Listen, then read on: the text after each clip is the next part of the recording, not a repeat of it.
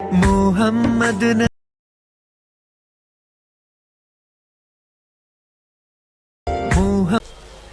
نعت اور نظم کا سلسلہ جاری تھا۔ خدا خدا کر کے ہم اس منزل میں آئے جس منزل کا ہمیں بڑی بے صبری سے انتظار تھا۔ آپ حضرات جو یہ سامنے کھڑے ہیں، میں حضرت کو دعوت سخن دینے سے قبل آپ سے درخواست کر دوں کہ برائے مہربانی تشریف رکھیں، بیٹھ جائیں، اور درمیان میں جو یہ آپ نے خلا بنا رکھا ہے آپ اس کو ختم کر دیں، پر کر دیں، آگے کی جانب چلے آئیں۔ صاحبوں، ہمارے اسٹیج کی یہ خوش نصیبی اور ہم سب کے لیے قابل مسرت، قابل مبارکباد کہ مادر علمی دارالعلوم دیوبند کے صدر مفتی، رئیس المتکلمین، قدوۃ الصالحین، قادر الکلام، فصیح اللسان، اکابر کا عکس جناب حضرت مولانا مفتی احسان صاحب قاسمی مدد اللہ العالی ہمارے درمیان تشریف فرما ہے۔ میں حضرت سے درخواست کرتے ہوئے کہ نظر کر نظر سے تیری دید ہوگی، نظر کر نظر سے تیری دید ہوگی، تیری دید سے آج ایک عید ہوگی، فصاحت کے موتی بکھیرے گا جب تو مستوں کی بے شک وہی عید ہوگی۔ میں حضرت سے درخواست کرتا ہوں کہ اپنے مواعظ حسنہ سے ہم سب کو مستفیض فرمائیں۔ الحمدللہ رب العالمین والصلاة والسلام علی النبی الامین وعلی آلہ وصحبہ ومن تبعہم بإحسان الى یوم الدین، اما بعد فاعوذ باللہ من الشیطان الرجیم، بسم اللہ الرحمن الرحیم۔ لقد کان لکم فی رسول اللہ اسوۃ حسنہ، وقال النبی صلی اللہ تعالی علیہ وسلم لا تثریب علیکم اليوم یغفر اللہ لکم وهو ارحم الراحمین، او کما قال صلی اللہ تعالی علیہ وسلم۔ حضرات محترمین، اللہ رب العزت نے ہمیں ایمان کی دولت سے سرفراز فرمایا، اور یہ دولت اللہ رب العزت جس کو عطا فرماتے ہیں گویا اس کے ساتھ خصوصی رحمت اور خصوصی کرم کا معاملہ فرماتے ہیں۔ اللہ رب العزت نے رسول اکرم صلی اللہ تعالی علیہ وسلم کی امت میں ہونے کا شرف عطا فرمایا۔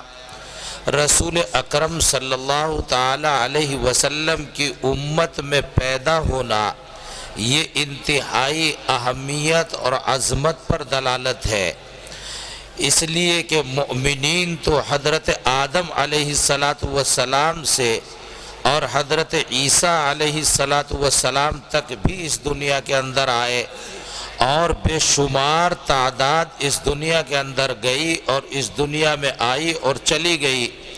وہ بھی جنت کے حقدار ہیں، وہ بھی اللہ رب العزت کی رضا کو حاصل کرنے والے تھے، لیکن رسول اکرم صلی اللہ تعالی علیہ وسلم کی امت میں پیدا ہونا گویا سب سے بڑا امتی ہونے کی نسبت کا میسر آنا ہے۔ انبیاء ہوتے ہیں، ان کا مقام اور مرتبہ بہت بلند و بالا ہوتا ہے، دنیا کی برگزیدہ اور بلند ترین شخصیات کا نام نبی ہوتا ہے، لیکن ان نبیوں کے سردار جناب محمد الرسول اللہ صلی اللہ علیہ وسلم ہے۔ آپ علیہ السلام کی امت میں پیدا ہونا یہ انتہائی اعزاز اور اکرام والی نسبت ہے، بڑی نسبت ہے، اور نسبت جتنی بڑی ہوتی ہے، جتنی اہم ہوتی ہے، اتنی ہی اس میں نزاکت ہوتی ہے، اتنے ہی اس کے تقاضے اور مطالبے ہوتے ہیں۔ جب آدمی عام ہوتا ہے اور آدمی کے اوپر کندھوں پر کچھ ذمہ داریاں نہیں ہوتی تو پھر اس کے احساسات اور اس کے کاموں کا انداز اور ہوتا ہے، اور جب آدمی ذمہ دار ہو جاتا ہے تو پھر اس کے احساسات بدل جاتے ہیں۔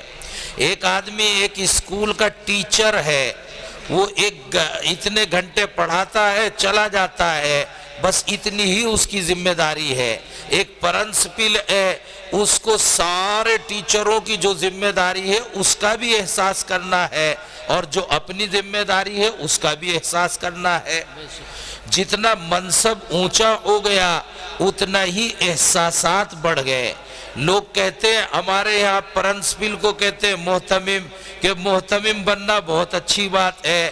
اچھی بھی بات ہے، منصب بڑا ہونا اچھی بات ہے، لیکن جب اس کو سنبھالے اور اس کے لیے محنت و جد و جہد کرے، جب پتہ چلتا ہے کہ اس اچھی بات کے حاصل کرنے کے لیے کتنی اچھی باتیں کرنی پڑتی ہیں اور کتنے کام کرنے پڑتے ہیں۔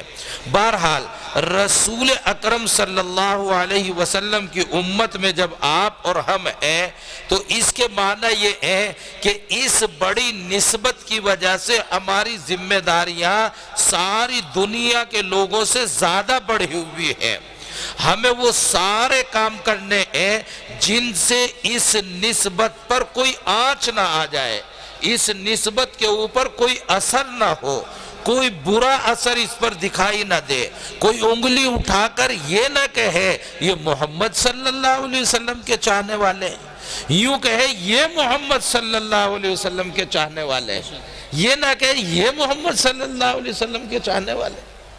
ہر آدمی یہ کہے یہ محمد صلی اللہ علیہ وسلم کے چاہنے والے ہیں۔ آپ ضرب المثل ہوں، آپ ایک مثال ہوں، کیوں؟ اس لیے کہ آپ رسول اکرم صلی اللہ علیہ وسلم سے نسبت رکھتے ہیں، تو آپ کا مقام بہت اونچا ہے، آپ کی ذمہ داریاں بھی اتنی زیادہ ہے۔ رسول اکرم صلی اللہ علیہ وسلم کو جس روز رسالت ملی، آپ علیہ السلام کی عمر مبارک 40 برس کی تھی، اور 40 برس میں اچھا خاصا آدمی بڑا سمجھدار، بلکہ اس سے آگے بڑھ کر کافی حد تک تجربے کار ہو جاتا ہے۔ کبھی آدمی بڑا ہوتا ہے، کبھی سمجھدار ہوتا ہے، اور کبھی آگے بڑھتا ہے تو تجربے کار ہوتا ہے۔ ہمارے یہاں ایک ضابطہ لکھا ہے، سل المجرب ولا تسأل الحکیم، کہ ایک آدمی بہت سمجھدار ہے، اس سے مشورہ کرنا کافی نہیں، ایک آدمی بہت تجربے کار ہے، اس سے مشورہ کرو۔ سمجھدار کافی نہیں، تجربے کار جو ہے وہ اہمیت والا ہوتا ہے۔ تو رسول اکرم صلی اللہ علیہ وسلم تجربے کار ہے۔ اب 40 برس کی عمر میں آخر میں رسول اکرم صلی اللہ علیہ وسلم کی زندگی کچھ وقت ایسا آپ گزارنے لگے، آپ کو یہ بات بے حد پسند آنے لگی کہ لوگوں کے درمیان تو رہنا ہی ہے، رہتے ہی ہے، اور انسان وہی ہے جو لوگوں کے درمیان رہ کر انسان بنے۔ کوئی جھوپڑ پٹی ڈال کر جنگل بیابان میں پڑ جائے جا کے، کوئی سنیاس لے کے پڑ جائے، کوئی لوگوں کے بیچ ہی نہ رہے، وہ انسانیت کا کمال نہیں۔ انسانیت کا کمال یہ ہے کہ انسانوں کے درمیان رہے، ان کے تمام کے حقوق، ان کے مطالبے، ان کی ضرورتیں، ان تمام کو پورا کرتا ہوا ہو۔ جب اچھا انسان ہو، یہ انسانیت کا کمال ہے۔ رسول اکرم صلی اللہ علیہ وسلم لوگوں کے درمیان زندگی گزارتے تھے، مسلمانوں کے درمیان زندگی گزارتے تھے، ہندوؤں کے درمیان زندگی گزارتے تھے، یہودیوں کے درمیان زندگی گزارتے تھے، عیسائیوں کے درمیان زندگی گزارتے تھے، لیکن حضور کا تجربہ یہ ہوا کہ تھوڑا وقت تنہائی میں ضرور گزارنا چاہیے۔ رسول اکرم علیہ السلام تنہائی میں تھوڑا وقت گزارتے تھے اور اس تنہائی کو مفید بناتے تھے۔ وہ تنہائی کو مفید بنانے کا کیا طریقہ؟ کوئی بھی انسان اگر اپنی زندگی کو بہتر بنانا چاہتا ہے تو تھوڑی دیر تنہا بیٹھ جایا کرے، نہ بیوی، نہ بچے، نہ شور، نہ شغابہ۔ رات میں اگر موقع ملے تو زیادہ اچھا ہے، ورنہ دن میں ہی صحیح 10 منٹ 5 منٹ جتنا موقع میسر ہو وہ چپ چاپ بیٹھ جائے اور یہ غور کرے کہ تو نے زندگی میں اب تک کون کون سے کام ہیں جو اچھے کیے اور کون کون سے کام ہیں جو غلط کیے۔ خالی اپنے دل سے فیصلہ لیتا رہے، کاموں کو یاد کرتا رہے، فلاں سے رشتہ داری کی غلط کیا، فلاں سے کی صحیح کیا، فلاں کو گالی دی غلط کیا، فلاں کو گالی دی صحیح کیا، یہ تم دل میں سوچتے جاؤ۔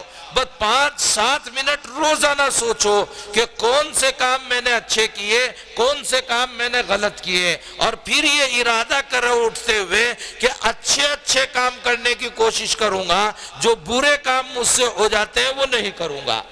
اس کو ہمارے یہاں کہتے ہیں مراقبہ۔ رسول اکرم صلی اللہ تعالی علیہ وسلم کو یہ زندگی پسند آنے لگی، اور جب روزانہ آدمی دل سے پوچھے گا کہ کون سے کام اچھے کون سے برے، اور پھر دل میں آئے گا کہ تیرے تو برے کام اتنے ہو گئے، یہ بھی غلط کیا وہ بھی غلط کیا، تو آئندہ وہ غلطیوں سے بچنے کی کوشش کرے گا، اچھے کاموں کو اختیار کرنے کی کوشش کرے گا۔ رسول اکرم صلی اللہ علیہ وسلم یہ کرتے تھے۔ یہ جو دل ہے نا، یہ دل سے اگر خالی ذہن بالکل خالی کر کے، دماغ کو خالی کر کے بیٹھو اور دل سے پوچھو کہ کام غلط ہے یا صحیح، کرنا چاہیے یا نہیں کرنا چاہیے، اس دل کو اللہ نے ایسا بنایا، اگر دماغ لگا کے بیٹھ گئے تو دماغ میں تو پتہ نہیں کیا کیا بھرا ہوا ہے، اس کی مخالفت، اس کی موافقت، اس کو نیچا دکھانا، اس کو زیر کرنا، اس کو ختم کرنا، اس کے سامنے گھمنڈ دکھانا، یہ سب دماغ میں بھرا ہوا ہے، یہ دل میں نہیں جاتا، یہ دماغ میں بھرا ہوا ہے۔ اس کو نکال کر خالی دل سے جب پوچھتے ہیں تو دل اچھائی کا فیصلہ کرتا ہے اور اچھائی کی طرف چلنے کو کہتا ہے۔ رسول اکرم صلی اللہ علیہ وسلم سے بعض مرتبہ کسی نے پوچھا کہ میرے دل میں کوئی بات آتی ہے تو میں فیصلہ کیسے کروں کہ یہ کام کر لوں یا نہ کر لوں، آپ ہوں گے تو آپ سے پوچھ لوں گا، آپ نہیں سامنے تو کیا کروں؟ حضور نے فرمایا اپنے دل سے پوچھ لیا کر، دل تیرا صحیح فیصلہ کرے گا۔ یہ بہت سے لوگ ذرا احساس کریں کسی کام کو کرتے ہوئے، جب کوئی غلط کام کرنے جا رہا ہے تو دل میں ٹھٹک پیدا ہوتی ہے، جھجک پیدا ہوتی ہے کہ یار یہ کام ہے تو صحیح تو ہے نہیں، پھر بھی دماغ سے سوچتا ہے تو پھر وہ کام کر گزرتا ہے۔ بعد میں بھی دل میں جب بھی کبھی خالی ذہن ہوتا ہے تو ذہن میں چلتے پھرتے آتی ہے یار کام تو غلط کیا تو نے۔ یہ دل جب نیچے سے یہاں سے سوچے گا تو صحیح فیصلہ ہوگا، جب یہاں سے سوچے گا تو پھر کچھ پتہ نہیں کب صحیح ہوگا کب غلط ہوگا۔ تو دل سے رسول اکرم صلی اللہ علیہ وسلم سوچتے تھے۔ جب دل سے سوچ ایک کامیابی کے مرحلے میں پہنچ گئی، اس وقت اللہ رب العزت نے رسول اکرم صلی اللہ علیہ وسلم کو رسول ہونے کا اعلان کرنے کا ارادہ فرما لیا۔ آپ صلی اللہ علیہ وسلم یہ اکیلے بیٹھے ہوئے دل سے باتیں کر رہے تھے، پوچھ رہے تھے، مراقبہ کر رہے تھے۔ اچانک ایک فرشتہ آیا اور پھر آپ کے اوپر وحی نازل ہوئی۔ یہ جو ہمارا قرآن کریم ہے، یہ جو اللہ کا کلام ہے، یہ جو ہماری سب سے بڑی کتاب ہے، یہ قرآن وہاں نازل ہوا، وہاں اترا۔ رسول اکرم صلی اللہ علیہ وسلم پر جب یہ قرآن کریم اترا تو پھر دیکھو میں آپ کو بتاتا ہوں، کبھی کبھی ذمہ داری کے لیے آدمی محنت تو بہت کرتا ہے کہ کسی طرح جو ہے یہ پد مل جائے، یہ عہدہ مل جائے، یہ منصب مل جائے، مگر جب مل جاتا ہے تو پھر کیفیت اس کی کیا ہوتی ہے تم شاید سمجھ سکو۔ تم نے لوگوں کو دیکھا ہو کہ ایک ایم پی الیکشن لڑتا ہے ایم پی بننے کے لیے، اور جب ایم پی بن جاتا ہے، جب اس کے گلے میں ہار ڈال رہے ہیں یا جب وہ حلف برداری کی تقریب میں کھڑا ہوا ہے، بعض کو تم نے دیکھا ہوگا کہ وہ آنسوؤں سے رونے لگتا ہے۔ وہ کیوں آنسوؤں سے رونے لگتا ہے؟ بعض کو دیکھا ہوگا کہ جناب وہ جب پہلے دن اپنے آفس میں جاتا ہے آنسوؤں سے رونے لگتا ہے، بعض کو دیکھا ہوگا MBBS ڈاکٹر بنا ہے، MA کیا ہے، BA کیا ہے، کچھ کیا ہے اور محنت اور جد و جہد کی ہے، ایک زندگی کا 20 25 26 27 30 سال کا حصہ پڑھنے پڑھانے میں لگایا ہے، لیکن جب تقریب ہونے لگے، سندیں ملنے لگے، ڈگریاں ملنے لگے، ادھر استاد ڈگری دے رہے ہو، ادھر امی بیٹھی ہو، ادھر ابا بیٹھے ہو، تو یوں کبھی امی کی طرف دیکھ کے، کبھی ٹیچر کی طرف دیکھ کے، کبھی پروفیسر کی طرف دیکھ کے، وہ ڈگریاں لیتا ہوا، وہ تمغے لیتا ہوا آنکھوں سے رونے لگتا ہے۔ آدمی یہاں ہمارے یہاں بہت بچے سعودی عرب گئے ہوئے، دبئی گئے ہوئے، امریکہ گئے ہوئے، وہ گئے کیوں ہیں؟ ترقی کے لیے گئے، سوچ کر گئے، وہ ایسے نہیں کہ اتفاقاً چلے گئے یا کسی نے ان کو بھگا کے اور ڈرا کے بھیج دیا ہے، نہیں، وہ جب آتے ہیں تو خوشی کے لیے آتے ہیں، اپنی ماں باپ سے ملنے آتے ہیں، انتہائی درجے خوشی، لیکن ماں کے گلے لگتے ہیں، رونے لگتے ہیں، حالانکہ ہنسنے کا موقع ہے، مگر کبھی کبھی خوشی پر بھی آدمی کو رونا آتا ہے، خوشی پر بھی آدمی وہ کیا کہتے ہیں آپ کے بھاؤک ہو جاتا ہے، وہ انتہائی درجے ملول ہو جاتا ہے۔ رسول اکرم صلی اللہ علیہ وسلم پر قرآن کریم نازل ہوا، دنیا کی سب سے اہم ترین، سب سے بڑی، سب سے اہم کتاب، وہ تو اللہ کی کتاب ہے، بندے تو اس کے لیکھک ہے نہیں، اس کے لیکھک کون ہے؟ اللہ تعالیٰ ہے، اس کے رائٹر کون ہے؟ اللہ تعالیٰ ہے، تو جو پیدا کرنے والا جس کا رائٹر ہے، جس کا لکھنے والا ہے، اس سے بڑی کتاب تو ہم تو پیدا کیے ہوئے ہیں، بندے ہم تو لکھ نہیں سکتے، وہ اللہ کی کتاب جس دن آپ کے اوپر نازل ہوئی، آپ علیہ السلام وہاں سے نکلے تو آپ کے اوپر اثر عجیب و غریب تھا، جیسے میں نے اب صورتیں بتائی، تو آپ کو کبھی سردی لگ رہی، کبھی گرمی لگ رہی اور کبھی گھبراہٹ ہو رہی، اتنی بڑی ذمہ داری، اتنی بڑی کتاب، اتنا بڑا احساس، یہ کیا ہوگا اور کس طرح ہوگا؟ حضرت خدیجہ رضی اللہ تعالیٰ عنہ آپ کی وائف ہے، آپ ان کے پاس پہنچے اور باتیں ہونے لگی، وہ آپ کو تسلی دیتی ہیں، آپ کہتے ہیں کہ کیسے ہوگا، اتنی بڑی ذمہ داری ہے اور میں نبھا نہیں پاؤں گا، اور اگر میں نے نہ نبھائی تو دنیا کیا کہے گی؟ اگلے الیکشن میں جب آتا ہے نا اور کام نہیں کر پاتا، گاؤں سے باہر کالے جھنڈے دکھاتے ہیں لوگ، تو کام نہیں کر پاتا گاؤں سے باہر دکھاتے نہیں کالے جھنڈے، ابھی دیکھا ہم نے الیکشن میں بہت سے گاؤں میں کالے جھنڈے دکھائے اور واپس بھیج دیا ریٹرن، کیوں؟ اس لیے کہ کام نہیں کیا پہلے 5 سال میں۔ حضور فرماتے ہیں میں نے کام نہیں کیا تو رسوائی ہوگی، عجیب و غریب کیفیت ہوگی، ذمہ داری بہت بڑی ہے۔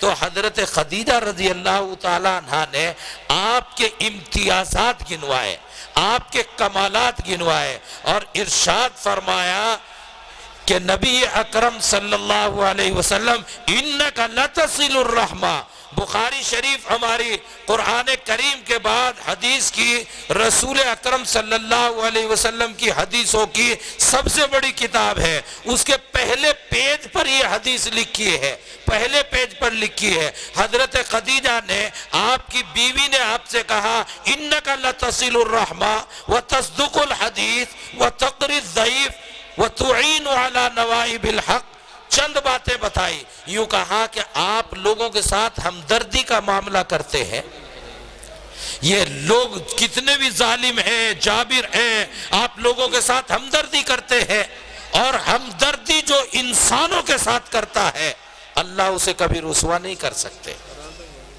اللہ اسے نامراد نہیں کر سکتے۔ اگر اللہ کے یہاں آپ کو عزت حاصل کرنی ہے، اللہ کی مدد آپ کو لینی ہے، تو پھر لوگوں کے ساتھ ہمدردی کرنی پڑے گی۔ رسول اکرم علیہ السلام کا کمال یہ ہے کہ کہ آپ لوگوں کے ساتھ ہمدردی کرتے ہیں۔ فرمایا کہ آپ سچ بولتے ہیں، آپ تو کبھی جھوٹ نہیں بولتے، اور جو سچ بولتا ہے جھوٹ نہیں بولتا، اوپر والا اس کو کبھی ذلیل اور ناکام نہیں کر سکتا۔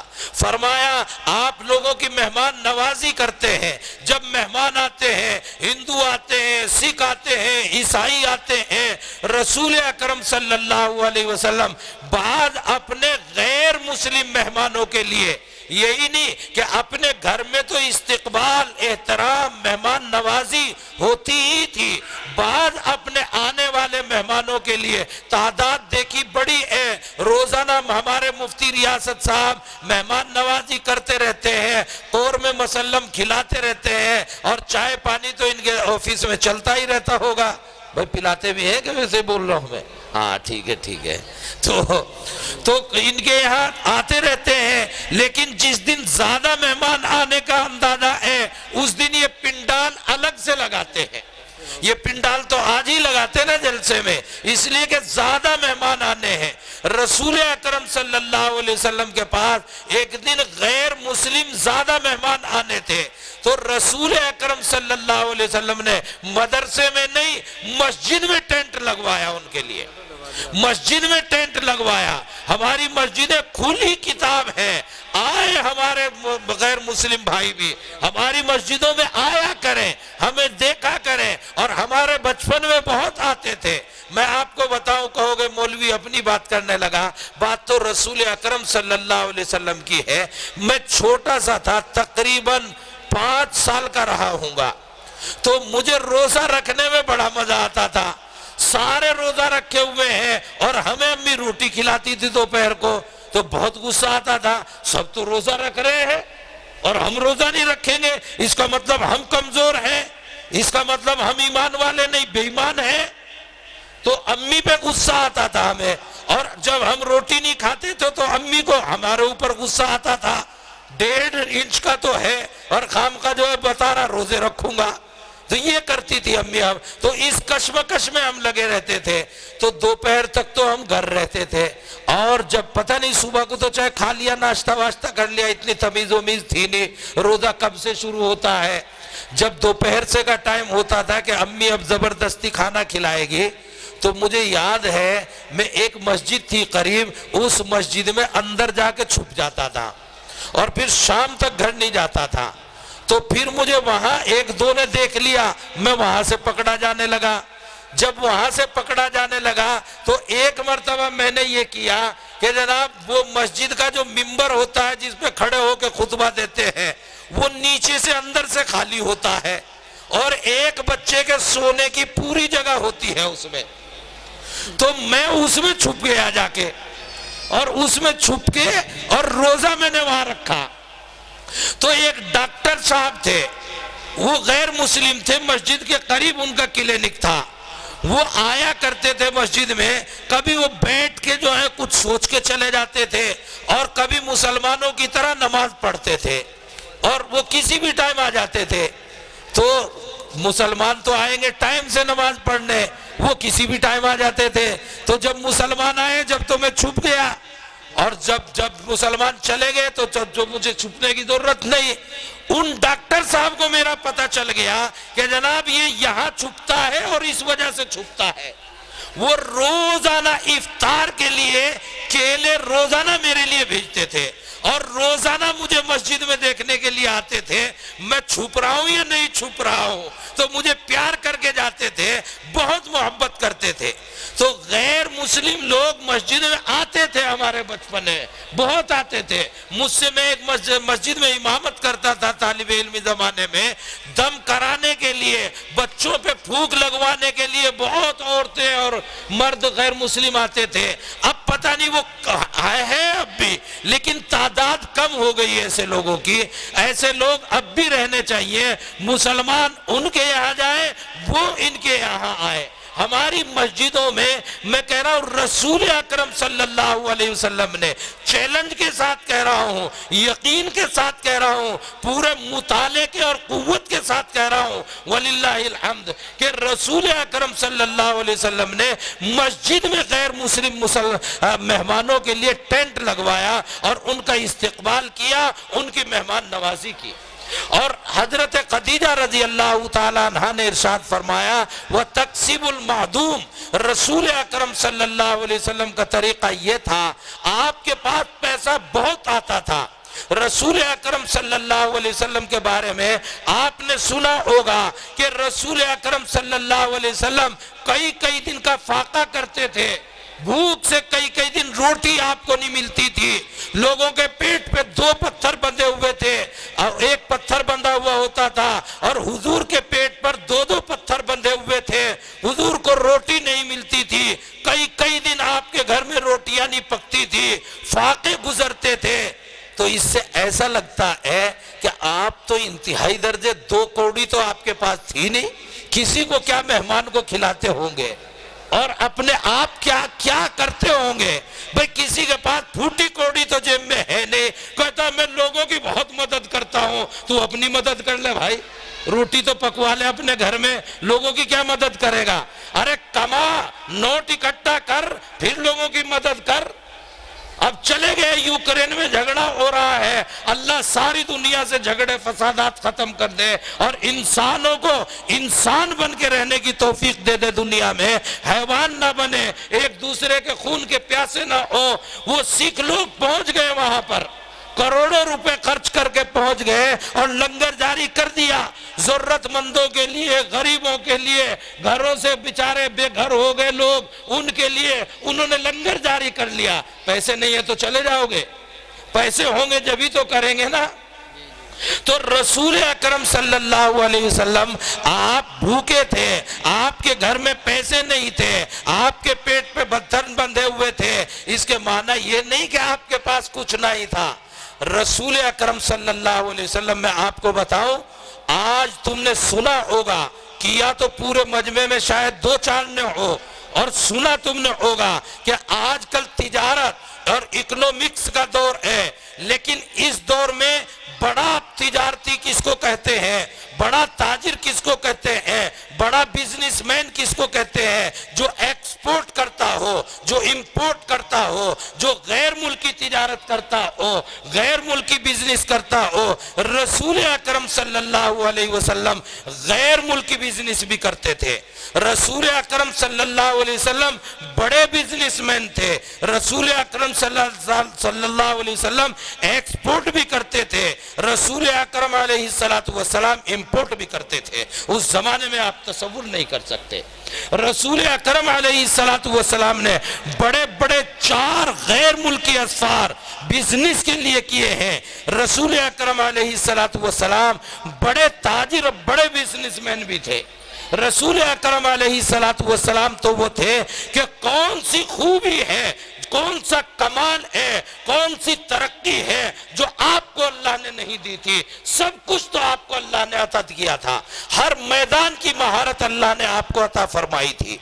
رسول اکرم علیہ السلام کی عادت یہ تھی کہ جو آتا تھا وہ سارا کا سارا جب تک لٹا نہیں دیتے تھے جب تک آپ کو نیند نہیں آتی تھی۔ ایک دن آپ کے گھر میں 3 روپے رکھے ہوئے رہ گئے، تو رات کو کروٹیں پلٹ رہے، اماں عائشہ نے پوچھا کہ نیند نہیں آ رہی، کہ پتہ نہیں کیا ہو رہا، مجھے تو ایسا لگ رہا شاید وہ پیسے کسی کو دینے تھے اور تم نے دیے نہیں، کہ ہاں میں نے دیے نہیں، کہ اسی لیے مجھے نیند نہیں آ رہی۔ جبھی وہ 3 روپے اٹھائے اور باہر کو نکلے، کسی گھر میں سے کوئی آواز آئی کسی عورت کے بچے کے رونے ہونے کی، اس کو وہ 3 روپے دے کے اور جب آ کے چین کی نیند سوئے۔ حضور کو روز پیسے آتے تھے اور حضور کے چاہنے والے اتنے تھے وہ حضور کو ہدیے بھی بہت بھیجتے تھے، بہت ہدیے آپ کے پاس آتے تھے۔ مطلب ہم روٹیاں کھا رہے اور ہمارا بڑا جو ہے وہ بھوکا ہو، ایسا ہم رہ لیں گے؟ کبھی نہیں رہ سکتے۔ حضور کے تو جب بات بھی کرتے تھے تو لوگ کہتے تھے فدا کا بھی و امی یا رسول اللہ، میرے ماں باپ بھی آپ پر قربان، میں بھی آپ پر قربان، میرا مال بھی آپ پر قربان، اور لا کے پیش کرتے تھے۔ الغرض رسول اکرم صلی اللہ علیہ وسلم آپ کے یہاں جتنا آتا تھا روزانہ، ضرورت مند بہت تھے اس وقت میں، غریبی کا دور تھا، غریبی کا ماحول تھا، آپ روز کا روز لٹاتے تھے۔ رسول اکرم علیہ السلام کے پاس پیسے اس وجہ سے بچتے نہیں تھے، ایسا نہیں کہ آتے نہیں تھے، رہتے آتے خوب تھے لیکن بچتے نہیں تھے، اور جتنا چاہے لٹا لو۔ یہ تو آج آپ غریبوں پہ خرچ کرنا شروع کرو، دیکھیں اربوں لے کے آ جاؤ، یہاں تو غریب اتنے ہیں کہ کچھ بھی نہیں بچے گا، آپ صبح سے شام تک کتنا لٹا دیں۔ خیر، حضرت خدیجہ رضی اللہ تعالیٰ عنہ نے ارشاد فرمایا کہ وہ تقسیب المعدوم، آپ غریبوں کو، بھوکوں کو، یتیموں کو، بیواؤں کو، مسکینوں کو، اپاہجوں کو، لنگڑوں کو، بہروں کو، آپ سب کے لیے مدد کرتے ہیں، آپ سب کے لیے کارآمد ہوتے ہیں۔ تو جو آدمی ایسے لوگوں کی مدد کرتا ہو اس کو اللہ رب العزت کبھی رسوا نہیں کر سکتے، وہ کسی مشن میں ناکام نہیں ہو سکتا۔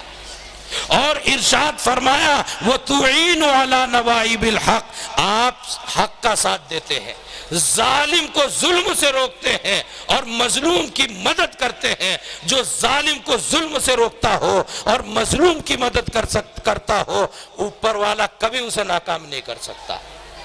رسول اکرم صلی اللہ علیہ وسلم نے یہ جملے سنے تو رسول اکرم صلی اللہ علیہ وسلم کے بدن میں جیسے اور قوت پیدا ہو گئی ہو کہ واقعی بات تو یہ ہے، میں یہ کام کرتا ہوں اور جو یہ کام کرتا ہو اللہ رب العزت اسے ناکام کسی میدان میں نہیں کر سکتا۔ وہ کتنی بڑی ذمہ داری پہ چلا جائے، وہ منتری بن جائے یا مکھیہ منتری بن جائے، وہ ایم پی بن جائے یا پردھان منتری بن جائے، وہ پروفیسر بن جائے یا وہ ڈائریکٹر بن جائے یا وہ منسٹر بن جائے یا وہ محتمم بن جائے، وہ کچھ بھی بن جائے، وہ کتنا بڑا ذمہ دار ہو، اگر وہ یہ کام کرتا ہوگا تو اللہ رب العزت اسے کبھی رسوا نہیں کر سکتا۔ حضرت سیدنا ابراہیم علیہ السلام جلیل القدر اہم ترین پیغمبر ہے، اور ہم سنت ابراہیمی کو اپناتے ہیں، اور رسول اکرم صلی اللہ علیہ وسلم ابراہیمی ڈگر پر پیدا ہوئے ہیں، ابراہیمی سلسلے پر پیدا ہوئے ہیں۔ رسول اکرم صلی اللہ علیہ وسلم کا وہی سلسلہ ہے۔ حضرت سیدنا ابراہیم علیہ السلام کی عجیب و غریب عادت تھی، وہ کیا کرتے تھے؟ وہ یہ کرتے تھے، وہ اکیلے کھانا کھانے پہ قدرت نہیں رکھتے تھے۔ جب بھی کھانا کھانے بیٹھو تو 2 4 10 20 آدمی ان کے دسترخوان پر ہوتے تھے، ان کے بیچ میں وہ کھانا کھاتے تھے۔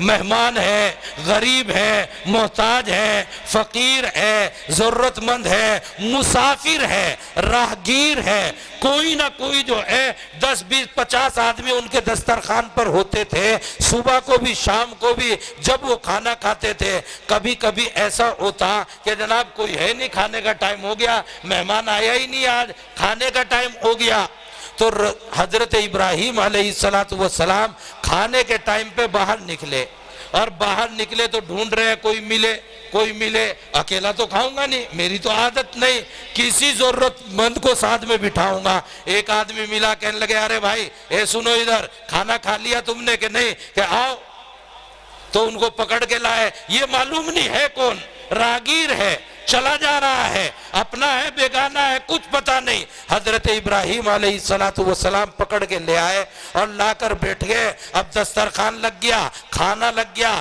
کھانا کھاتے ہیں مسلمان، تو مسلمان جب کھانا کھاتے ہیں تو وہ کہتے ہیں بسم اللہ الرحمن الرحیم۔ اس کا مطلب ہے کہ ہم اللہ کا نام لے کے کھا رہے ہیں، اور اللہ ہی یہ روٹی روزی دینے والا ہے۔ یہ روٹی روزی جس نے دی ہے تو اسی کا نام لینا بھی چاہیے۔ تو ہم بسم اللہ کا مطلب ہے اللہ کے نام سے روٹی کھا رہے ہیں، تو یہ مسلمان اللہ کا نام لیتے ہیں اور سیدھے ہاتھ سے روٹی کھاتے ہیں۔ تو حضرت ابراہیم نے خود بھی پڑھا بسم اللہ الرحمن الرحیم، اور اس کھانا کھانے والے ساتھی سے کہا کہ بھئی شروع کرو، بسم اللہ پڑھو۔ بسم اللہ یعنی اللہ کا نام، بسم اللہ اللہ کا نام، عربی میں لفظ ہے کہ وہ کہتے ہیں بسم اللہ پڑھو یعنی اللہ کا نام لو. تو وہ کہنے لگے یہ اللہ کیا چیز ہے بھائی، میں تو جانتا نہیں. اور اللہ کے نام لو جب تم روٹی کھلاؤ گے، میں تو جانتا نہیں یہ اللہ کون ہے، کہاں ہے، کیا ہے، مجھے نہیں پتا اللہ کیا ہے. تو تم کہہ رہے نام لو، یوں کہہ رہے کہ جناب عنقا کا نام لو. عنقا کیا چیز ہوتی ہے مولوی جان ہے، ہمیں تو پتہ نہیں. تو یہ کیا چیز ہوتی ہے مجھے نہیں پتا. تو انہوں نے پوچھا کہ تو مسلمان نہیں ہے؟ کہنے لگے نا میں تو مسلمان نہیں ہوں. بھائی مسلمان ہے اور پھر بھی بسم اللہ نہیں آتی تو اس کا مطلب ہے ہم نے مسلمانوں کو بھی اللہ کا نام لینا نہیں سکھایا، تو ہم سکھاوے تجھے پکڑ کے. اور اگر تو غیر مسلم ہے تو واقعی ہو سکے تجھے اللہ کا پتہ نہ ہو، تو تجھے اللہ کا پتہ نہیں. اس نے کہا میں تو مسلمان ہوں نہیں. تو حضرت ابراہیم علیہ السلام نے کہا کھڑا ہو جا، میں مسلمان کو کھلاتا ہوں، غیر مسلم کو کیوں کھلاؤں؟ جو اللہ کا نام بھی نہیں جانتا میں اسے نہیں کھلاتا، چل یہاں سے. تو اس کو بھگا دیا. اب اکیلے کھائے یا دوسرے کو ڈھونڈے، ان کی عادت تھی کہ دوسرے کو ڈھونڈے، تو وہ پھر نکلے دوسرے کو ڈھونڈنے کے لیے. جب دوسرے کو مسلمان کو ڈھونڈنے نکلے تو اللہ تعالیٰ نے آسمان سے، ہمارے یہاں فرشتوں کے سردار ہیں حضرت جبرائیل علیہ السلام، حضرت جبرائیل کو آسمانوں سے بھیجا. ایک فرشتادہ، ایک پیغمبر، ایک میسیج لے کر ایک صاحب کو بھیجا، اور حضرت ابراہیم کے پاس آ کے اس نے کہا کہ اللہ نے یوں کہا ہے کہ وہ غیر مسلم جس کو تم نے دسترخوان پہ سے اپنے اٹھایا، کھانے پہ سے اٹھایا، وہ تقریباً 40-45 سال کی عمر کا ہے. اس کے غیر مسلم ہوتے ہوئے میرا نام وہ نہیں جانتا، مجھے نہیں جانتا کہ میں اللہ ہوں اور میں کون ہوں اور میں کہاں ہوں اور میں کیسا ہوں. اس کے باوجود 45 برس ہو گئے میں اس کو روزی دے رہا ہوں، روٹی دے رہا ہوں. 45 سال سے میں اس کو روزی روٹی دے رہا ہوں، اور تیرے سامنے میرا نام نہیں لیا تو تو نے ایک ٹائم کے چند لقموں سے اس کو اٹھا دیا. تو تم میرے والوں میں ہے یا کسی اور والوں میں ہے؟ جو میرے والے ہوں گے وہ تو مسلم ہو یا غیر مسلم، بھوکا ہے تو بھوکا ہے، مہمان ہے تو مہمان ہے. اگر مہمان ہے وہ عبداللہ ہے یا جتیندر ہے، اس سے کوئی بحث نہیں. اگر بھوکا ہے تو وہ عبداللہ ہے یا رویندر ہے، اس سے کوئی بحث نہیں، وہ تو بھوکا ہے. تو حضرت جبرائیل علیہ السلام نے ارشاد فرمایا کہ اللہ یوں پوچھ رہے ہیں تو میرے والوں میں سے ہے یا کسی دوسرے والوں میں سے ہے؟ میں تو 45 برس سے دیے جا رہا ہوں، اسے بھی جو میرا نام نہیں لیتا، اور تمہارے سامنے ایک مرتبہ بسم اللہ نہیں پڑھا، تم نے جو ہے دسترخوان سے اٹھا دیا. تو علامہ قرطبی علیہ الرحمہ نے تفسیر قرطبی میں لکھا ہے، ارشاد فرمایا کہ حضرت جبرائیل علیہ السلام کے کہنے پر حضرت ابراہیم علیہ السلام کے رونگٹے کھڑے ہو گئے اور باہر نکلے، اس آدمی کو ڈھونڈنے لگے کہ وہ گیا کہاں، ادھر بھاگے ادھر بھاگے، وہ جا رہا ہے، بھاگتے ہوئے گئے، جا کے پکڑ لیا. ارے بھائی میرے سے غلطی ہو گئی، میرے سے غلطی ہو گئی. بھائی جتیندر آپ روٹی کھائے بغیر نہیں جائیں گے اور میرے ساتھ کھائیں گے، آپ دسترخوان پہ کہیں گے بیٹھیں گے اور آپ چلیں.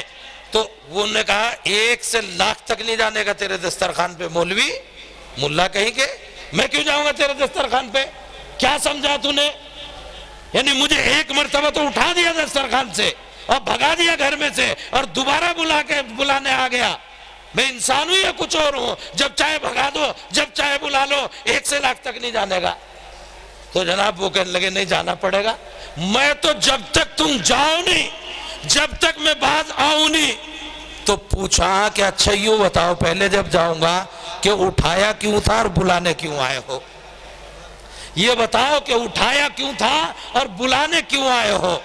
تو بتایا کہ اٹھایا میں نے اپنی عقل سے تھا، میں نے سوچا یہ تو ہمارے والا ہے نہیں، اٹھا دو. مجھے اوپر والے نے ڈانٹ دی اور ڈانٹ کے مجھ سے کہا کہ نہیں اپنے والا ہو یا دوسرے والا ہو ہر ایک کو گلے سے لگانا، اسی لیے تجھے اپنے والا ہم نے بنایا ہے۔ ماشاءاللہ۔ تو اوپر والے نے مجھے ڈانٹ کے بھیجا ہے، مجھے آسمانوں سے میسیج آیا ہے، میں اس لیے تجھے بلانے آیا ہوں۔ بس وہ آئے واپس، اور آنے کے بعد اس نے کہا کہ جن کا اوپر والا اتنا اچھا ہے، اتنا کریم ہے، اتنا رحیم ہے کہ جناب وہ غیروں کو بھی کہتا ہے گلے سے لگاؤ، جو اللہ کو ابھی میں کہہ کے گیا میں تو جانتا نہیں اللہ کیا ہے کیوں ہے، میں جسے جانتا نہیں وہ میرے ساتھ اتنا کرم کر رہا ہے کہ ماننے والے کو بھگایا کہ بلا کے لا اور روٹیاں کھلا عزت سے، تو میں تو اسی کو مانوں گا آج سے، مجھے بھی پڑھا دو لا الہ الا اللہ، وہی مسلمان ہو گیا۔ وہ بھی اس کے دل کے اوپر اتنا اثر ہوا۔ کہنا یہ ہے کہ اللہ رب العزت نے رسولوں کو بھیجا، اور بالخصوص رسول اکرم صلی اللہ علیہ وسلم کو بھیجا، وہ اس لیے بھیجا ہے کہ انسانیت کا کمال درجہ آپ کو حاصل کرنا ہے، انسانیت کے کمال مقام پر آپ کو پہنچانا ہے۔ رسول اکرم صلی اللہ علیہ وسلم کے گھر کے اندر کا واقعہ ہے، حضرت عائشہ رضی اللہ تعالیٰ عنہ آپ کی بیوی ہیں، آپ نے کہتے تھے کہ پڑوسیوں کا خیال رکھو، پڑوسیوں کا خیال رکھو۔ کہاں سے خیال رکھیں؟ ایک دن حضرت عائشہ نے فرمایا کہ جناب گوشت تھوڑا سا ہے، یہ تو گھر والوں ہی کے لیے کافی ہوگا، پڑوس میں تو بھیج نہیں سکتی، اگر پڑوس میں بھیجوں گی تو یہ گھر والوں کا پورا نہیں پٹے گا۔ حضور صلی اللہ علیہ وسلم نے ارشاد فرمایا کہ گوشت تو تھوڑا سا ہے، پانی تو کم نہیں ہے، جب پکاؤ گی اس کو تو آپ کو ایک پیالہ پانی ڈال کے پکانا تھا، 1.5 پیالہ پانی ڈال کے پکا دو، تو پانی تو کم نہیں ہے، اور پھر ایک آدھ بوٹی تھوڑا سا شوربہ وہ پڑوسیوں کو بھیج دو۔ تو پھر حضرت عائشہ رضی اللہ تعالیٰ عنہ نے پوچھا کہ بعض مرتبہ پڑوس ایسا ملتا ہے کہ پہلا گھر غیر مسلم کا، اگلا گھر مسلمان کا، تو اب کیا کرو؟ مسلمان پڑوسی ہے اس کو بھیجوں یا یہ جو برابر والا غیر مسلم ہے اس کو بھیجوں؟ تو فرمایا اگر دونوں کے لیے ہے تو دونوں کو بھیج، اور اگر ایک ہی کے لیے ہے، اتنا ہی ہے، تو جو تیرے گھر کے برابر والا ہے چاہے وہ مسلم ہے یا غیر مسلم ہے، تیرے پڑوسی ہونے کا حقدار زیادہ وہ ہے، غیر مسلم بھی ہو اسی کے یہاں پہلے بھیج، مسلمان کو کل کو دیکھیں گے۔ رسول اکرم صلی اللہ علیہ وسلم کے اخلاق کریمہ یہ ہے۔ رسول اکرم صلی اللہ علیہ وسلم جنگ احد ہے، میدان ہے، اور میدان کارزار میں مقابلہ ہو رہا ہے۔ مقابلہ کن سے ہوتا ہے؟ جنگیں کن سے لڑی جاتی ہیں؟ دشمنوں سے، ظالموں سے، جابروں سے، حملہ آوروں سے۔ وہ حملہ آوروں سے جنگ ہو رہی ہے، ان سے کسی طرح اپنی جان بچانے کی کوشش ہو رہی ہے، اور وہ مارنے کے لیے آئے ہیں، یہ جان بچانے کی کوشش کر رہے ہیں۔ احد کی جنگ بڑی مشہور و معروف ہے۔ اس جنگ میں رسول اکرم صلی اللہ علیہ وسلم کی طرف کسی نے تیر پھینکا، اور رسول اکرم صلی اللہ علیہ وسلم کو اچٹتا ہوا تیر یہاں وہاں نہیں، آپ کے مبارک گالوں کے اوپر لگا، اور اس کے اندر اس کی میخیں خود کی میخیں تھی، لوہا تھا، وہ آپ کے گال مبارک میں یہاں اندر گھس گیا۔ ایک صحابی رسول صلی اللہ علیہ وسلم نے اس کو کسی طرح کھینچا اور نکالا۔ جب انہوں نے وہ نکالا اور کھینچا تو ان کو تیش آیا، ان کو بہت غصہ آیا، ہمارا سب سے بڑا آدمی، دنیا کا سب سے بڑا آدمی، اور ہم اس کے عاشق ہیں، اور کوئی اس کو تکلیف پہنچا دے غصہ نہیں آتا؟ آئے گا ہمارے لیڈر کو، ہمارے نیڈر کو، ہمارے قائد کو کوئی تکلیف پہنچائے غصہ نہیں آئے گا؟ آئے گا۔ تو ان کو غصہ آیا، اور ان کو غصہ آیا، انہوں نے غصے میں کچھ اور تو نہیں، وہ تو حضور کے پاس بیٹھے تھے اور حضور کے چہرے سے خون نکل رہا تھا، وہ صاف کر رہے تھے کسی کپڑے سے، صاف کرتے ہوئے انہوں نے حضور سے بہت روتے ہوئے لب و لہجے میں کہا کہ اللہ کے رسول، اللہ کے رسول، آپ تو اللہ کے ہیں نا، اور یہ جو لڑنے تم سے آئے یہ ظلم کر رہے نا، ناحق لڑنے آئے نا؟ کہ جی ہاں ناحق لڑنے آئے ہیں، خام خواہ حملہ آور ہوئے ہیں، تو آپ تو اللہ کے ہیں، تو ہاتھ اٹھا کے بد دعا کر دو۔ اللہ ان کو تہز نہز کر دے، اللہ ان کو تباہ و برباد کر دے۔ حضور صلی اللہ علیہ وسلم کے گال میں سے کس نے کیل نکالی؟ انہی صحابی نے۔ اور خون کون پوچھ رہے؟ یہی صحابی۔ محبت کون کر رہے ابھی برابر میں بیٹھے ہوئے؟ یہی۔ جب انہوں نے کہا کہ ہاتھ اٹھا کے بد دعا کر دو، تو میں نے ابھی ایک حدیث پڑھی ہے، رسول اکرم صلی اللہ علیہ وسلم نے فوراً ارشاد فرمایا اور ذرا چہرہ بدل کر ان کی طرف دیکھا اور یوں کہا ہے، کیا کہہ رہے ہو آپ؟ کیا کہہ رہے ہو آپ؟ میں اس لیے آیا ہوں کہ بد دعائیں کروں، جو مجھے نہیں مانتے، جو اللہ کو نہیں مانتے، میں بد دعائیں کروں اور یہ کہوں کہ وہ مر جائیں، وہ تباہ ہو جائے، وہ برباد ہو جائے۔ میں تو اس لیے آیا ہوں کہ اللہ کی رحمتوں میں آ جائے، اللہ ان کو رحمتیں عطا فرمائے، اللہ ان کو صحیح راستہ عطا فرمائے، اللہ ان کو صحیح سمجھ عطا فرمائے، اللہ ان کو اچھی دنیا اور اچھی آخرت عطا فرمائے۔ میں بد دعائیں کرنے کے لیے نہیں آیا، میں تو دعائیں کرنے کے لیے آیا۔ جنہوں نے تکلیف پہنچائی ہے، جنہوں نے زخمی کر دیا ہے، ان کے لیے بھی رسول اکرم صلی اللہ علیہ وسلم بد دعا کے جملے کہنے کے باوجود نہیں ارشاد فرماتے۔ رسول اکرم صلی اللہ علیہ وسلم فتح مکہ کے موقع پر فتح مکہ میں تشریف لے گئے۔ مکہ مکرمہ کون سی جگہ ہے جہاں مسلمان حج کرنے کے لیے جاتے ہیں؟ وہاں حضور صلی اللہ علیہ وسلم وہیں پیدا ہوئے تھے، اور وہاں کے لوگوں نے حضور پر اتنا ظلم کیا کہ حضور کو وہاں سے نکال دیا، اور حضور صلی اللہ علیہ وسلم وہاں سے نکلے اور مدینہ تقریباً 450 کلومیٹر کی دوری پر دوسرا شہر ہے جہاں حضور صلی اللہ علیہ وسلم کا روضہ ہے، آپ کی مبارک قبر ہے، وہاں جا کر بس گئے حضور صلی اللہ علیہ وسلم۔ جب حضور صلی اللہ علیہ وسلم وہاں رہتے رہے اور حضور صلی اللہ علیہ وسلم کے چاہنے والوں کی ایک بڑی تعداد ہو گئی، تو حضور نے پھر مکہ مکرمہ شہر کو فتح کر لیا۔ ایک زمانے میں حضور صلی اللہ علیہ وسلم نے مکہ مکرمہ کو فتح کر لیا۔ جب مکہ مکرمہ فتح ہوا اور حضور فاتح بن کر آئے، تو تمام کے تمام وہ لوگ جنہوں نے حضور کو نکالا تھا، جنہوں نے حضور کو ستایا تھا، جنہوں نے حضور پہ ظلم کیا تھا، دیکھو ظالم جو ہے جب حکومتیں بدلتی ہیں بہت گھبراتا ہے، وہ کروٹیں لیتا ہے لیکن نیند نہیں آتی اسے۔ کیوں؟ اس لیے کہ اگلی حکومت والے کہیں حساب کتاب نہ لینے لگے۔ ظالم کو بہت ڈر لگتا ہے۔ ظلم نہ کرو کسی پر، اللہ کے واسطے ظلم نہ کرو۔ انسان ہو تو کسی کو ستاؤ نہیں، انسانوں کو کیا جانور کو بھی نہیں ستاؤ۔ اور اب تو لوگ ایسے ہیں، ماں کو بھی نہیں بخشتے اسے ستانے لگے، باپ کو نہیں بخشتے اسے ستانے لگے، بھائی کو نہیں بخشتے اسے ستانے لگے، بھابھی کو نہیں بخشتے اسے ستانے لگے، بہن کو نہیں بخشتے اسے ستانے لگے، نہ جانے اتنے اعزا پڑوسی کو نہیں بخشتے اسے ستانے لگے۔ ستانے والا وہ پکا مسلمان کبھی نہیں ہو سکتا، ستانے والا پکا مسلمان کبھی نہیں ہو سکتا۔ اب ان کے حال خراب، پسینہ آ رہا ہے کہ حضور تو فاتح بن کر آ رہے ہیں، مکہ فتح ہو رہا ہے، تو آج تو پتہ نہیں کیا ہوگا، کتنوں کو جیل میں ڈالیں گے، کتنوں کو پھانسی کی سزا سنائیں گے، کتنوں کا مال جو ہے ہڑپ کر لیں گے، کتنوں کی جائیداد جو ہے وہ سلب کر لیں گے، ایکوائر کرا لیں گے، نہ جانے کیا کیا ہوگا۔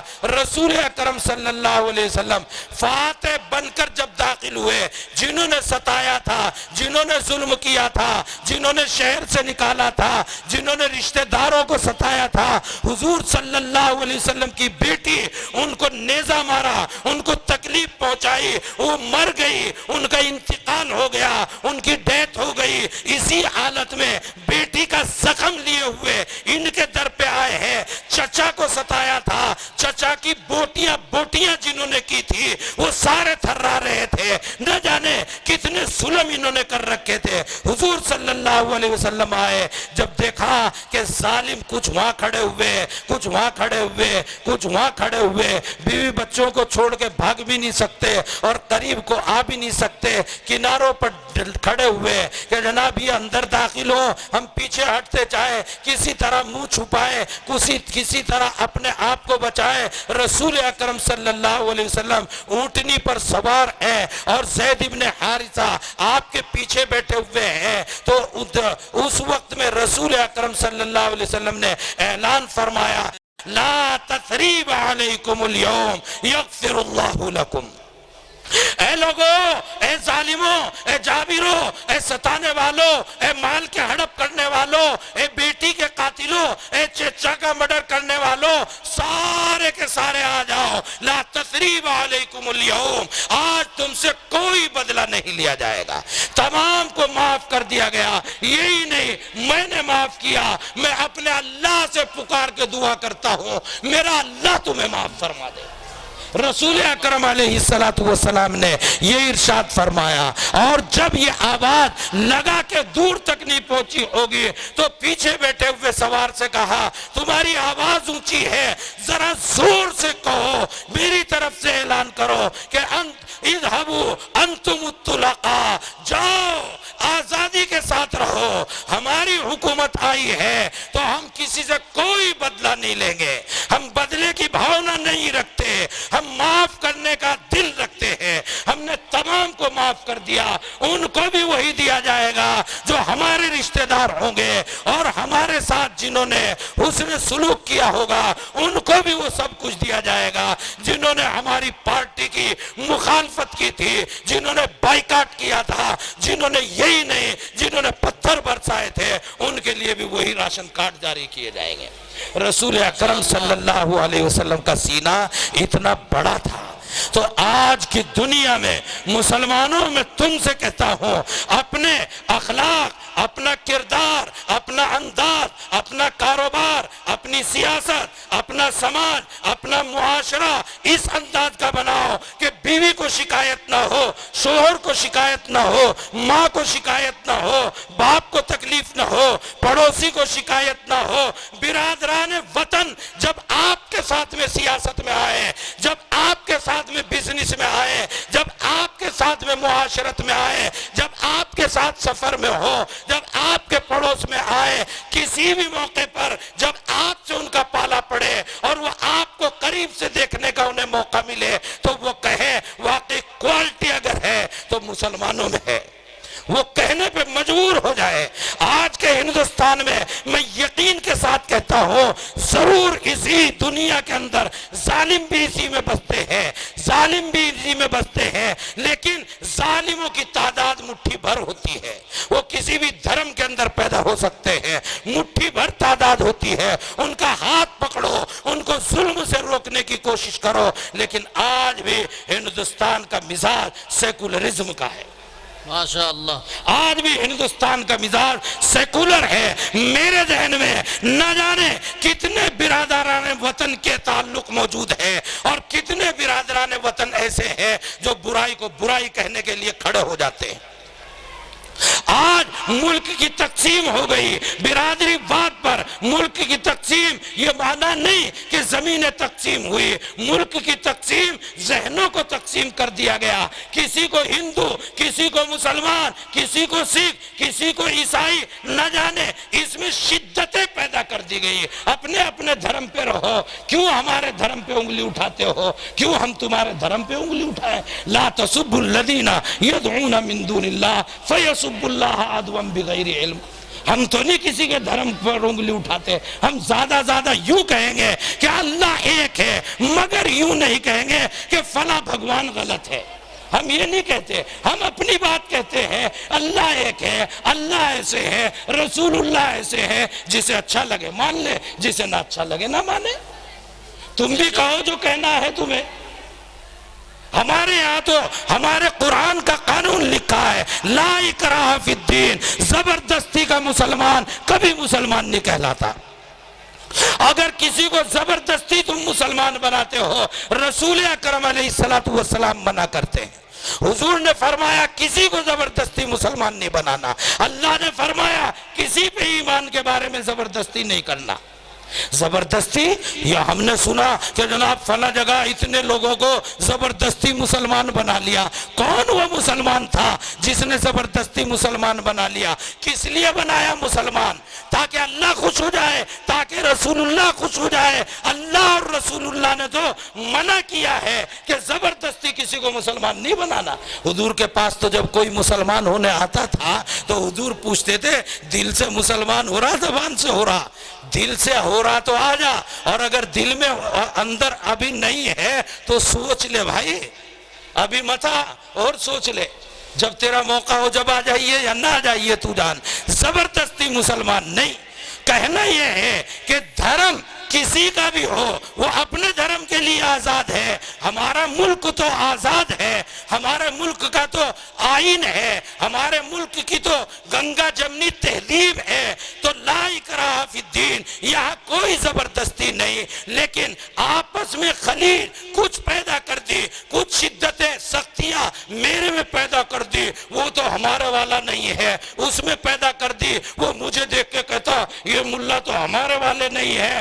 خام خواہ ایک دوسرے سے لڑتے ہیں، لیکن یہ لڑنے والوں کی تعداد بہت تھوڑی سی ہے۔ انہیں سمجھانے کی ضرورت ہے، انہیں بتانے کی ضرورت ہے، اور جو نہ سمجھے اس کو ایک دو تھپڑ لگانے کی ضرورت ہے۔ اسے تم اپنے والوں کو لگاؤ، ہمیں چاہیے ہم اپنے والوں کے لگائیں، تھپڑ مارو، انہیں سمجھاؤ۔ انہیں بڑے چھوٹے بھی تو کوئی ہوں گے، کسی کے بڑے چھوٹے بھی تو ہوتے ہیں، بڑے چھوٹے دھمکائے انہیں، سمجھائے انہیں، کیوں نہیں سمجھاتے؟ کیوں قول کے قول ایسے ہیں کہ جناب ایک دوسرے کے اوپر حملہ آور ہو جاتے ہیں؟ پکڑو انہیں، ان کے بڑے چھوٹے انہیں سمجھائیں، اور اس کے بعد پھر ہمارا ملک آزاد ہے۔ ہمارے ملک میں اکثر لوگ ایسے رہتے ہیں۔ ابھی میں آ رہا تھا، ابھی گاڑی میں مفتی ریاست صاحب کو میں نے کہا کہ تھوڑا سا لیٹ ہو گیا ہوں، پنچر ہو گیا۔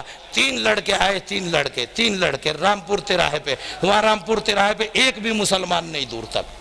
تین لڑکے آئے، تھوڑا کام ہم کر چکے تھے، کہنے لگے جی میں کر دوں۔ میں نے دیکھا شاید عمر سے کے ہیں، تو عمر سے کے دیکھ کے ہمیں کچھ، انہوں نے کہا ہم بچے ہم کر دیں گے کام، تو کہنے لگے جی ٹائر میں لگوا دوں۔ وہ آگے بڑھ کے لگانے لگے، وہ تو نہیں مسلمان تھے۔ تو آج بھی جو ہے لوگوں کے دل سیکولر ہیں، غیر مسلم بھی ایک بڑی تعداد سیکولر کی ہے، مسلمان بھی ایک بڑی تعداد سیکولر کی ہے۔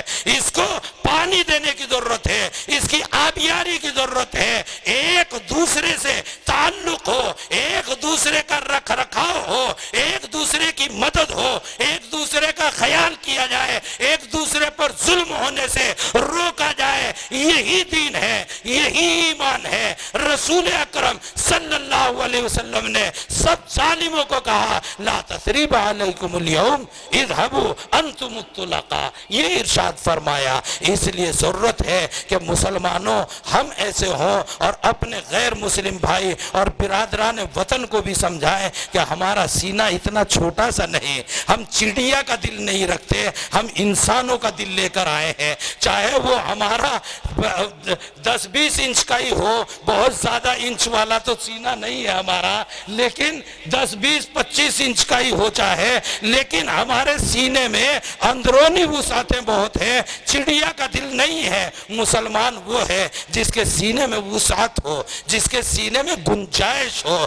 ایسی گنجائش لے کر آؤ اور باور کراؤ کہ یہ دھرم ظلم و ستم والا نہیں، یہ مدد والا دھرم ہے، یہ مدد والا دھرم ہے، یہ اپنائیت والا دھرم ہے، یہ گلے سے لگانے والا دھرم ہے۔ روڈ پر اگر کوئی آپ کو ایکسیڈنٹ نظر آ جائے تو یہ نہیں کہ وہ مسلمان ہے یا غیر مسلم ہے، جو مدد آپ کر سکتے ہیں وہ کریں۔ بیمار ہسپتال میں نظر آئے، آپ جو مدد کر سکتے ہیں وہ کریں، وہ مسلم ہے یا غیر مسلم ہے، اس میں کون سا مسلم غیر مسلم۔ ہاں نماز کا نمبر آئے تو آپ کو بھائی نماز کھڑی ہو رہی ہے تو مسلمانوں کو کہو بھائی نماز پڑھو، نماز کیوں نہیں پڑھ رہے؟ یا پوجا کا مسئلہ ہے، عبادت کا مسئلہ ہے، وہ اپنے دھرم کی عبادت کرے گا، تم اپنے دھرم کے مطابق عبادت کرو، لیکن بھوکے کو روٹی کھلانا اس میں کون منع کرتا ہے؟ رسول اکرم صلی اللہ علیہ وسلم تو انسانوں کے نہیں جانوروں کے بھی حقوق بیان کرتے ہیں، جانداروں کے بھی حقوق بیان کرتے ہیں۔ کچھ چیزیں باریک ایسی ہوتی ہیں کہ وہ عام لوگوں کو سمجھ میں نہیں آتی۔ وہ عام لوگ بعض مرتبہ ہمارے ملک میں بے پڑھے لکھے بھی اگر الیکشن میں پرچہ بھر دیں سمجھے نہیں, وہ بھی جیت کے چلے جاتے ہیں. بعض تو ایسے جیت کے چلے جاتے ہیں کہ ان پہ وہ حلف نامہ جو حلف برداری ہوتی ہے وہ 4 سطریں ہوتی ہیں لکھی ہوئی کہ میں قسم کھاتا ہوں میں آئین ہند کے مطابق کام کروں گا, وہ لکھی ہوئی دیکھ کے بھی نہیں پڑھی جاتی بات سے. تو ایسے بھی جیت کے چلے جاتے ہیں اور وہ ہو جاتے ہیں بڑے, حالانکہ پڑھے لکھے ہیں نہیں. پڑھے لکھتے تو سمجھتے نا, ہو گئے بڑے ہو گئے, پڑھے لکھے ہیں نہیں. اب ان کی بات ہو جاتی ہے بڑی, دنیا ان کی بات سننے لگتی ہے, بڑے منصب والے ہیں, بات وہ کرتے ہیں انتہائی لچر, انتہائی گری ہوئی, ان پڑھوں والی بات کرتے ہیں, مگر ان کے پاس چینل بہت بڑھیا ہے. چونکہ اونچا منصب ہے, اونچا پکوان ہے, اس لیے جو ہے دور تک ان کی بات سنی جاتی ہے اور بعض لوگوں پر ان کی بات کا اثر ہو جاتا ہے. ورنہ پڑھے لکھے لوگ اس طرح کی بات کبھی نہیں کرتے. پڑھے لکھے لوگ جب ہوں گے اور پڑھائی انہوں نے پڑھی ہوگی تو وہ کچھ چیزیں جو اعتراض کی ہیں وہ انہیں سمجھ میں آ رہی ہوں گی, نہیں بھی سمجھ میں آ رہی ہوں گی وہ سمجھ جائیں گے کہ جناب میں نے انجینئرنگ پڑھی ہے, اگر MBBS کی کوئی دوا میری سمجھ میں نہیں آ رہی تو نہیں آ رہی. میں کیوں کہوں کہ یہ دوا ٹھیک ہے یہ غلط ہے؟ اس لیے کہ میں نے وہ سبجیکٹ پڑھا ہی نہیں. ڈاکٹر یوں کہے بلڈنگ کا نقشہ یوں نہیں یوں کر دو, ارے تو دوا بتا اور جناب آپریشن بتا, تو بلڈنگوں کے نقشوں میں مت گھس, یہ انجینئر کا سبجیکٹ ہے, تیرا سبجیکٹ نہیں ہے. تو وہ پڑھا لکھا اگر مسلمانوں کے قرآن کی حدیث کی کوئی بات اس کی سمجھ میں نہیں آ رہی ہوگی تو کم سے کم پڑھے لکھے کو اتنا سمجھ میں آ جائے گا کہ یہ تیرا سبجیکٹ نہیں ہے, یہ مولوی ملا کا سبجیکٹ ہے, اس کی سمجھ میں ضرور صحیح آ رہا ہوگا. تجھے موقع ہوگا تو اس سے سمجھ لوں گا جا کے, اور موقع نہیں ہے تو ہر چیز تیری سمجھ میں کیوں آئے گی جب تیرا سبجیکٹ نے وہ اس پہ اعتراض نہیں کرنے کا, وہ اس کو ہوا نہیں بنانے کا, وہ بات کا بتنگڑ نہیں بنائے گا. کیوں؟ اس لیے کہ اس کو سبجیکٹ کی تقسیم آتی ہے کہ کون سا سبجیکٹ کس کا ہے, کون سا میدان کس کا ہے. تو الغرض مجھے کہنا یہ ہے کہ جناب رسول اکرم صلی اللہ علیہ وسلم کو پہچانو. رسول اکرم صلی اللہ علیہ وسلم کی سیرت یہ انگریزی میں بھی ہے, اردو میں بھی ہے, ہندی میں بھی ہے, ترکی میں بھی ہے, بنگلہ میں بھی ہے, لاطینی میں بھی ہے, عبرانی میں بھی ہے, سریانی میں بھی ہے. کون سی زبان ہے جس میں رسول اکرم صلی اللہ علیہ وسلم کی سیرت نہیں, آپ کا آئیڈیل ہونا بیان کیا گیا نہیں؟ ان کتابوں کو پڑھو اور پڑھ کے سیکھو کہ رسول اکرم صلی اللہ علیہ وسلم انسانوں کے کتنے بڑے ہمدرد تھے اور مسلمانوں کو کتنی ذمہ داریاں دیتے تھے. عبادت کرو اور ریاضت کرو اور دنیا کے لیے کار آمد بن کر جاؤ, کار آمد بن کر زندگی گزارو, گلے سے لگاؤ, دنیا کو خون سے مت لبریز کرو, دنیا میں پھول برساؤ اور دنیا کی زندگی کو آسان سے آسان ترین اور خوشگوار سے خوشگوار ترین بنانے کی کوشش جد و جہد کرو. اللہ رب العالمین ہمیں اور آپ کو رسول اکرم صلی اللہ علیہ وسلم کی زندگی صحیح طریقے پر سمجھنے کی اور اس کے مطابق عمل کرنے کی توفیق عطا فرمائے. نماز, روزہ, حج, زکوٰۃ مضبوطی سے اس کے اوپر عمل کرو تاکہ ہم اللہ والے ہو جائیں. جتنے اللہ والے ہو جائیں گے, جتنے اللہ والے ہو جائیں گے, جتنے اللہ والے ہو جائیں گے, اللہ رب العزت اتنی ہی سوچ صحیح کریں گے, اتنی ہی فکر صحیح کریں گے. قرآن میں لکھا نمازی آدمی کبھی غلط نہیں ہو سکتا. کیوں؟ اس لیے کہ صحیح نماز پڑھے گا تو وہ اس کی سوچ پہ اثر ڈالے گی, اور سوچ پہ اثر ڈالے گی. جب سوچ صحیح ہو گئی آدمی صحیح ہو گیا. سوچ غلط ہوتی ہے تو ہاتھ پیر آنکھ ناک غلط کرتے ہیں, اور سوچ صحیح ہو جائے تو ہاتھ پیر آنکھ ناک تو سوچ کے مطابق چلتے ہیں. تو وہ کہتے ہیں سوچ پر اثر ڈالتی ہے نماز. ان الصلاۃ تنہا عن الفحشاء والمنکر. جب سوچ اچھی ہو جاتی, قرآن میں لکھا کہ نماز سوچ کو بدلتی ہے, سوچ کو صحیح کرتی ہے. یہ عبادتیں سوچ کو صحیح کرتی ہیں. عبادتیں مضبوطی سے اختیار کرو. خالی یہی نہیں کہ جناب بھوکوں کو کھانا کھلا دیا اور جناب پریشان حالوں کی ضرورتوں میں کام آ گئے، اب تو مولوی نے بتایا تھا سارا دین یہی ہے، اب نماز کی نہ زکوٰۃ کی نہ حج کی نہ اس کی نہ اس کی یہ ضرورت نہیں رہی۔ نہیں، بیلنس بنا کے رکھنا، سوچ صحیح ان چیزوں سے زیادہ ہوتی ہے، اور ان چیزوں پہ اللہ پکڑ کرتے ہیں کہ یہ کیا کیوں نہیں، جب تیرے اوپر ضروری کر دیا تھا، فرض کر دیا تھا، تو اپنی عبادتیں، اپنا دین مضبوطی سے سنبھال کے رکھو، اور پھر اپنے کیریکٹر، اپنے اخلاق، اپنے کردار کو عمدہ ترین بنانے کی کوشش کرو۔ اللہ رب العزت ہمیں کامیابی عطا فرمائے، ہمارے ملک میں خوشحالی عطا فرمائے، ہمارے ملک میں اتحاد اور یکجہتی پیدا فرمائے، ہمارے دلوں میں ایک کو دوسرے کو جھیلنے، برداشت کرنے کی قوت عطا فرمائے، ہمیں پیار اور محبت سے رہنے کی توفیق عطا فرمائے۔ ملک میں جو خوف و ہراس ہے، رات کو دن میں کہیں اکیلے دکیلے ڈر ہوتا ہے، بھے ہوتا ہے، اللہ تعالیٰ انسانوں کا ڈر انسانوں کے ذہن سے نکال دے۔ ڈر تو شیر کا ہے، چیتے کا ہے، بگیرے کا ہے، کتے کٹکانے کتے کا ہے، ان کا ڈر ہوتا تھا، اب آدمیوں کا ڈر ہونے لگا۔ آدمی کب سے کٹکانے کتے ہو گئے، کب سے شیر چیتے بگیرے ہو گئے، کب سے ریچھ ہو گئے۔ اللہ کے واسطے کٹکانے کتا کوئی نہ بنے، اور کوئی شیر چیتا بگیرہ کوئی نہ بنے، ریچھ کوئی نہ بنے۔ تم انسان بنو، انسان۔ انسان وہ ہے جو انسان کو دیکھ کر جو ڈر لگ رہا تھا وہ ڈر ختم ہو جاتا ہے۔ میں اکیلا ڈرتا ہوا جا رہا تھا، کوئی جانور ڈس نہ لے، کاٹ نہ لے، حملہ نہ کر دے، ایک انسان اور نظر آ گیا، میری جان میں جان آ گئی کہ اب تو ہم دو ہیں، لیکن اب وہ مجھ سے ڈر رہا ہے، میں اس سے ڈر رہا ہوں۔ تو ہم کون ہیں بھائی؟ انسان ہوئے یا ریچھ اور چیتے بگیرے ہوئے؟ انسان بنو، ایک دوسرے کو دیکھ کے آدمی میں طاقت آئے، قوت آئے، بھروسہ پیدا ہو، اعتماد پیدا ہو کہ اب کوئی جانور اگر حملہ کرے گا تو ہم اس سے بچ سکتے ہیں۔ ہم ایک سے دو آ گئے، چار چھ ہو گئے، اب چار چھ کو دیکھا تو ڈر لگ رہا ہے، وہ چار چھ مجھ سے ڈر رہے، میں ان سے ڈر رہا۔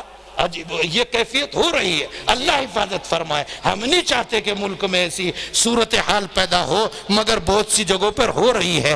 رات کو میں چلتا تھا، میری عادت یہ ہے کہ چائے وائے کے بہانے کہیں رک جاتا ہوں، جا کر کہیں منع کر دیتا ہوں، مفتی صاحب کہہ رہے کہ چائے پی لو، میں نے کہا نہیں مجھے جلدی ہے کہیں جانا ہے۔ اور جب شہر سے باہر کو نکلا، ڈھابا کھلا ہوا، گاڑی تھوڑی دیر کو روکی، چائے کے لیے کہا، تھوڑا گھوم لیے، ٹہل لیے، اور اکیلے سے ہیں، بھیڑ بھڑاکا نہیں، رات کا ٹائم ہے، ایک چائے پی، ذرا اچھا سا لگا اور فریش سے ہو گئے، آگے گزر گئے۔ مگر اب جہاں بھیڑ بھڑاکا ہو وہاں تو رک بھی جائے، جہاں ذرا دو چار ہی ہوں یا کوئی نہ ہو، ڈر لگے رکتے ہوئے۔ اب سے 15-20 سال پہلے نہیں لگتا تھا، رکتے ہوئے مزہ آتا تھا، اب رکتے ہوئے ڈر لگے۔ حالانکہ دل کو سمجھاتا ہوں کہ کاہے کا ڈر، لیکن پھر بھی ڈر۔ یہ ڈر کیوں آیا؟ یہ ملک میں نہیں آنا چاہیے۔ طے کر لو مسلمانوں، طے کر لو ہندوؤں، طے کر لو سکھوں، طے کر لو عیسائیوں، طے کر لو، ملک میں کچھ بھی رہے نہ رہے، ڈر نہیں رہنے دینا، بھے کو ختم کرنا ہے، انسانیت پیدا کرنی ہے۔ انسان کو دیکھ کر نڈر ہوگا، ڈرے گا نہیں۔ یہ ماحول انشاءاللہ بنانا ہے۔ اللہ رب العزت ملک کا ماحول، ملت کا ماحول ایسا بنا دے۔ وما علینا الا البلاغ المبین۔